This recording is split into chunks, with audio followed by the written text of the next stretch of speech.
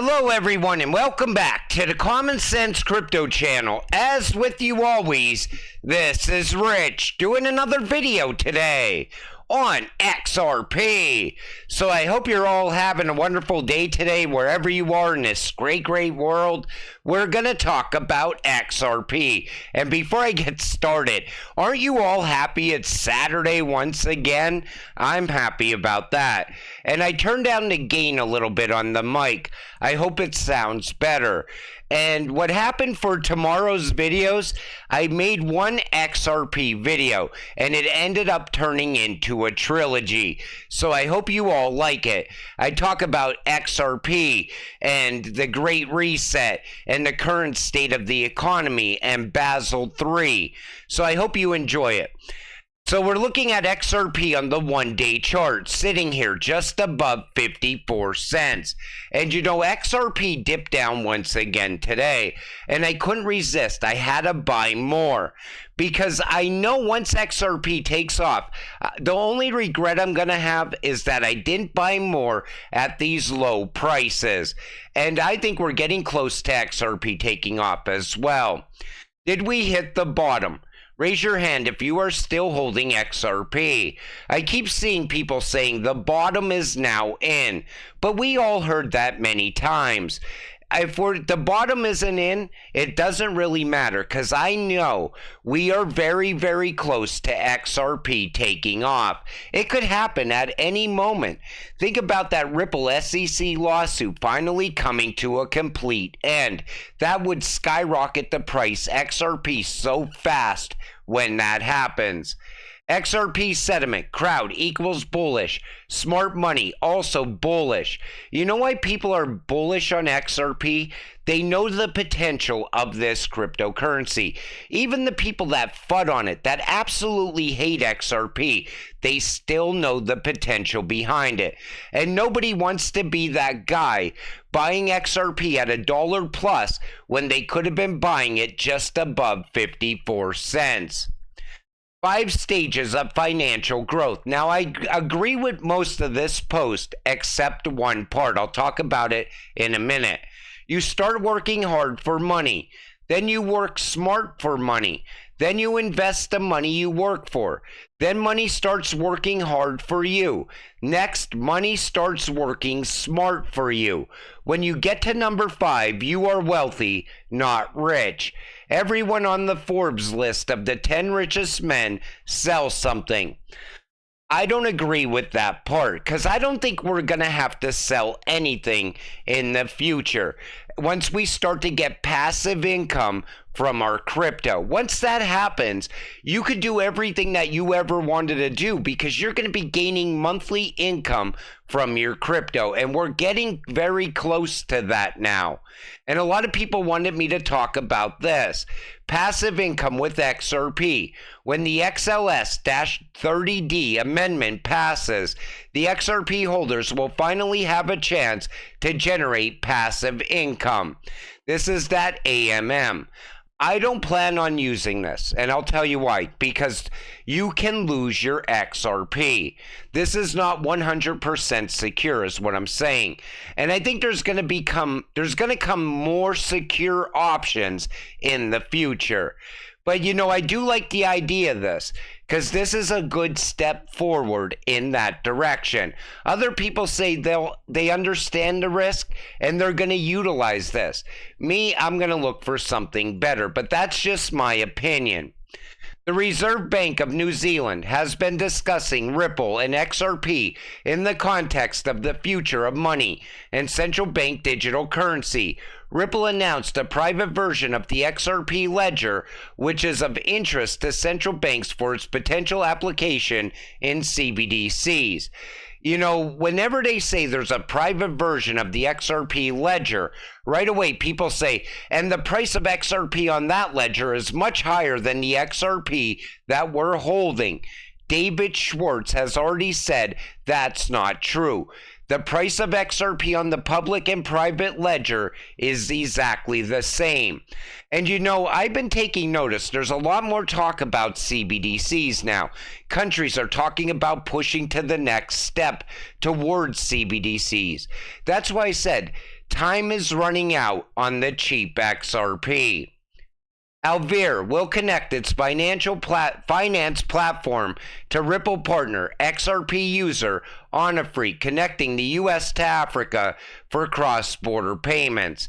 Now, people keep saying the US is never going to utilize RippleNet or XRP in any way. Well, then why are all these connections being made from this country to the US, that country to the US? And most of the time, if it's not Ripple directly, it's a partner of Ripple that also utilizes the RippleNet technology and XRP as well. I think they're putting the rails in place right now for what's about to come in the very near future, where XRP is running on all those rails. The Bitwise Bitcoin ETF cites the Ripple ruling in the prospectus.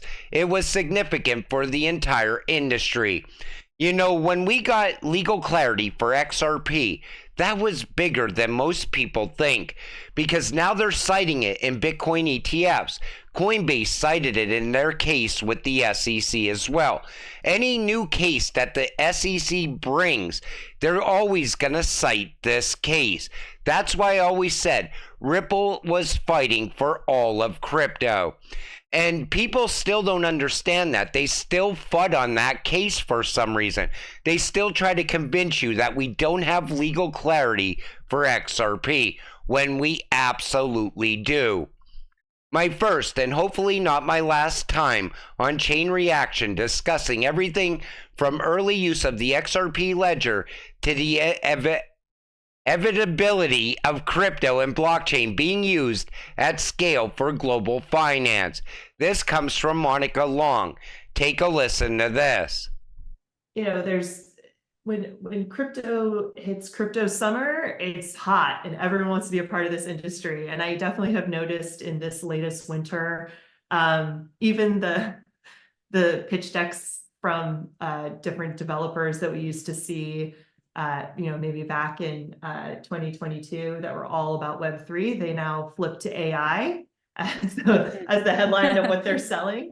Right, they might be coming back now. So yeah. So don't be the sheep that follows the herd in the times of winter. You could see that. I guess my advice is to lean into the future. I like what she said there. Don't follow the sheep. Instead, lean into the future. And Web3 is still going to build out all throughout this year. It's actually most likely going to boom at some point this year as well. But a lot of those companies shifted to AI because that's all the talk right now. That's also the next big thing. But 2022 was rough for crypto. This crypto winter has been horrible. And 2022 was the worst of it. And I started this channel in 2022. And I remember I was making my first video and I said to myself, what am I even going to talk about? Because crypto it's rough. Nobody even wants to talk about crypto. So what I decided to do was show you all the growth around these cryptocurrencies. And I continue to show you the growth all throughout 2023 because I knew that growth was going to lead to value. And I think 2024 is going to be the year that we start to finally see that value. But whenever crypto summer does get here, when crypto starts to take off, watch how many people want to become crypto investors once again. Because everybody deep down loves crypto. They like the wild, wild west appeal of crypto. But that's also coming to an end soon as well, with regulations. But everybody wants to go out there and say, I'm a crypto investor, because it sounds like something you should not be holding, especially when the US government hates crypto the way it does. The escrow allows Ripple to stabilize the price of XRP. They buy almost as much as they sell, keeping the price relatively stable. Whales and market makers have quit trying to pump it and focus on other tokens. The price potential for XRP is significantly reduced as a result. You know, everybody talks about the escrow. Some people want Ripple to burn it. Other people will think that it's going to be taken over by the Fed, the IMF, and the BIS. You know, I like the idea of Ripple holding that escrow, and they are stabilizing the price of XRP right now. You know, if Ripple didn't buy back all that XRP, the price of XRP right now would be much lower than where we're at right now. But I think as demand starts to rise, there's going to be nothing stopping the rise in price of XRP, and that demand is coming. China Bank expands RippleNet platform partners with Thailand fintech money service business. Now, people keep saying, no bank in China is ever going to want to utilize RippleNet or XRP. That's nonsense. But here we see it. China Bank continues to broaden its global remittance tie-ups to serve Filipinos anywhere in the world. Connecting via the RippleNet platform, the bank recently partnered with D-Money, Thailand's leading fintech money service business, to be able to facilitate fast and convenient remittance from Thailand to the Philippines. And you know, I always said it. China knows what RippleNet technology is. They know what it's capable of. They also know what XRP is and the value of XRP with that on-demand liquidity. And even other BRICS countries are working with Ripple as well. I still think at some point in the future, we're going to get that major announcement where BRICS is deciding to utilize RippleNet and XRP. And most people always argue, well, they're never going to use a US-based company like Ripple. I stopped looking at Ripple as a US company a long time ago. Look at how big Ripple is becoming. They're a global company at this point.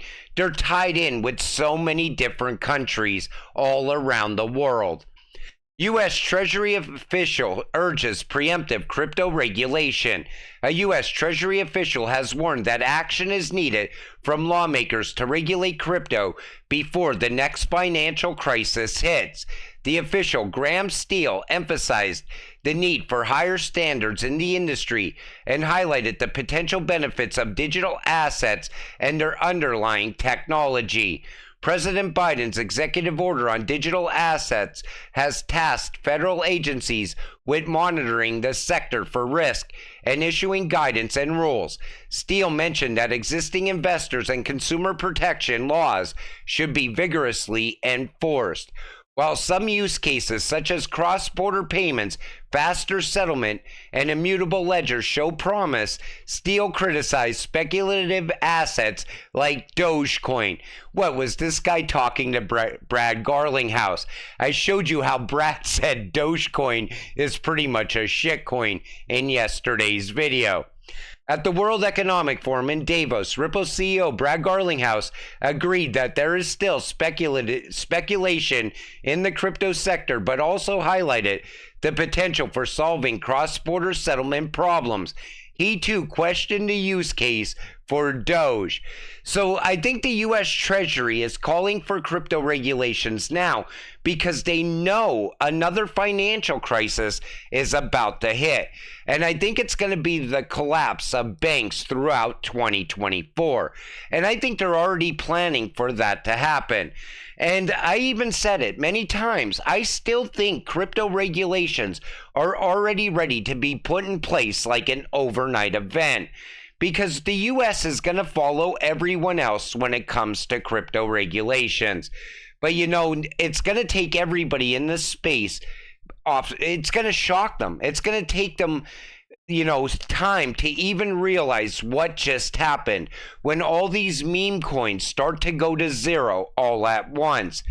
And then we're going to be left with a handful of cryptocurrencies that are going to be part of the new financial system. And that new financial system is definitely coming. You can see it at this point. What we have going on in the United States right now is not sustainable. I say it time and time again. And you should be happy to be an XRP investor, because no matter what happens from here, us as XRP investors, we are going to get rich either way. But until it all happens, you got to stay patient, stay positive, so we can all get rich together. With that said, I'm going to wrap up this video. I want to thank you all for watching. I appreciate all of you. I'll see you in the next one. Have a great night.